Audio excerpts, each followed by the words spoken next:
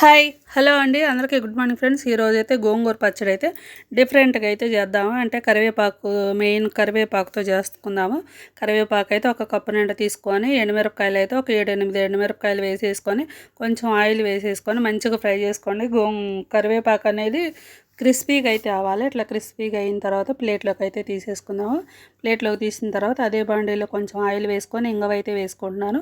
ఇంగువ వేసిన తర్వాత ఒక స్పూన్ ధనియాలు, ఒక అర స్పూన్ జీలకర్ర, మెంతులు అయితే ఒక 20 వేసుకొని ఇవి కూడా మంచిగా ఫ్రై చేసి పక్కకు పెట్టేసుకుందాము. ఎండుమిరపకాయలు పక్కకు పెట్టాం కదా, ఆ గిన్నెలో వేసేసుకోండి. ఇప్పుడైతే అదే బండిలో కొంచెం ఆయిల్ వేసేసుకొని కడిగి పెట్టుకున్న గోంగూర అయితే వేసుకుంటున్నాను.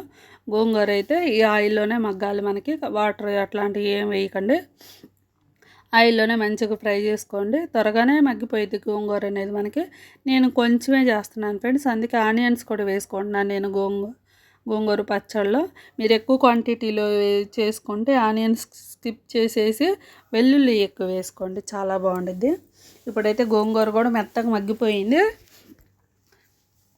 ఇప్పుడు ఇదైతే స్టవ్ ఆపేసి పూర్తిగా చల్లారనిద్దాము. ఇప్పుడు మిక్సీ తీసుకొని ఎండుమిరపకాయలు, కరివేపాకు, ధనియాలు, జీలకర్ర, మెంతులు ఇవన్నీ వేసేసుకొని ఓ స్పూన్ నిండా సాల్ట్, ఒక 4 వెల్లుల్లి వేసుకొని మిక్సీ పట్టేసుకోండి.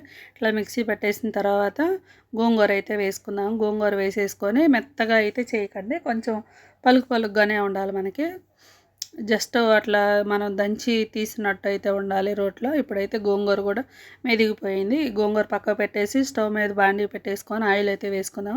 ఆయిల్ అయితే 3 టేబుల్ స్పూన్ అండ్ ఆయిల్ వేసుకొని ఉప్పు, మిరపకాయలు, పచ్చిశనగపప్పు, ఆవాలు, మినపప్పు అయితే వేసుకున్నాను. కొంచెం జీలకర్ర కూడా వేసుకొని కొంచెం ఇంగువ కూడా వేసుకున్నానండి. ఇంగువ వేసిన తర్వాత కరివేపాకు, ఒక వెల్లుల్లి దంచి అయితే వేసుకున్నాను. ఆనియన్స్ అయితే ఒక సగం ఆనియన్స్, కొంచెం పసుపు, కొంచెం సాల్ట్ కూడా వేసేసుకొని ఇవైతే మంచిగా ఫ్రై అయిన తర్వాత ఇప్పుడు గోంగూర అయితే వేసుకుందాం. గోంగూర వేసిన తర్వాత ఒక 5 నిమిషాలు అయితే ఈ ఆయిల్లోనే ఫ్రై చేసుకోండి. అప్పుడు మన గోంగూర పచ్చడి అనేది చాలా బాగుండేది, పచ్చి వాసన అనేది అస్సలు ఉండదు.